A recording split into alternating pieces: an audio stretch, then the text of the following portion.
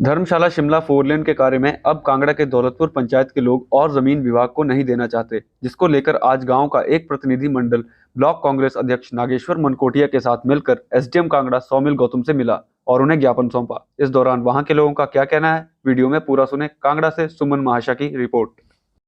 उसमें कुछ करना था, उसको भी जबरदस्ती लेने के चक्कर में बिना और इन्फॉर्मेशन दिए हुए ना हमें बुलाया ना कुछ किया। Congress block president, member pollution board और हिम ऊर्जा की अध्यक्षता में एसडीएम महोदय से मिले हैं।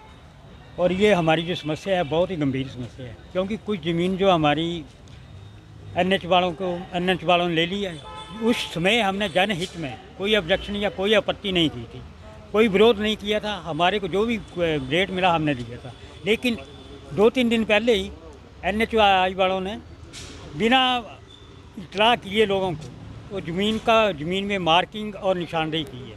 इसका हम पुरजोर विरोध करते हैं और ना तो हम इस ज़मीन को देना चाहते हैं, क्योंकि हमारा वही रोजी रोटी का साधन है। ये भूमि दी हुई है, उसके बाद जो बची थी हमने सोचा उसके ऊपर हम बच्चों के लिए कुछ ना कुछ बनाएंगे, तो उसको ज़बरदस्ती एक्वायर किया जा रहा है बिना बताए। उसमें निशानदेही करके निशान लगा के चले गए हैं, तो ये ठीक नहीं है। हम देना नहीं चाहते। आज आप हम देना नहीं चाहते। ज्ञापन जो दिया है एसडीएम कांगड़ा को, उसमें क्या मांग की आप? ये मांग की है कि इस ज़मीन को एक्वायर ना किया जाए, ताकि हम अपना गुजर बसर उसमें कर सके। बची हुई में जो सरकार को चाहिए थी वो तो हमने लोकहित में दे दी। आपको कब पता चला कि आपकी और ज़मीन ली जा रही है? ये तो 1-2 दिन में पता चला। 1-2 दिन में पता चला, जब ये गाँव वाले उधर गए कि निशान लगे हैं ये वो, तो तब हमें पता चला कि ये तो वो इन्होंने अपने निशान लगा दिए कि हम एक और करना चाहते हैं। अभी एसडीएम से मिलने के बाद क्या आश्वासन दिया गया आपको? उन्होंने बोला कि मैं मेरे नॉलेज में नहीं थी और पूरा पता करके आपको बताऊंगा। हम भी यही बोलना चाहते हैं कि हमें तो जानकारी नहीं थी कि 2 दिन पहले पता चला है कि ज़मीन जा रही है, और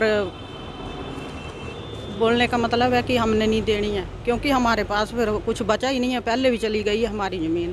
कितनी ज़मीन गई आपकी पहले? एक करना अलग तो हाँ बोलना सर है ना। सर बात ऐसे है कि हमने पहले भी एनएच में अपनी ज़मीन लोकहित में दी थी।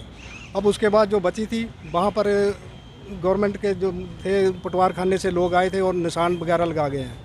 हमें जब पता चला तो हम उसके बारे में फिर एसडीएम साहब से मिले। उन्होंने बोला उसके बारे में मुझे नॉलेज नहीं, आप आके मुझसे एप्लीकेशन दो।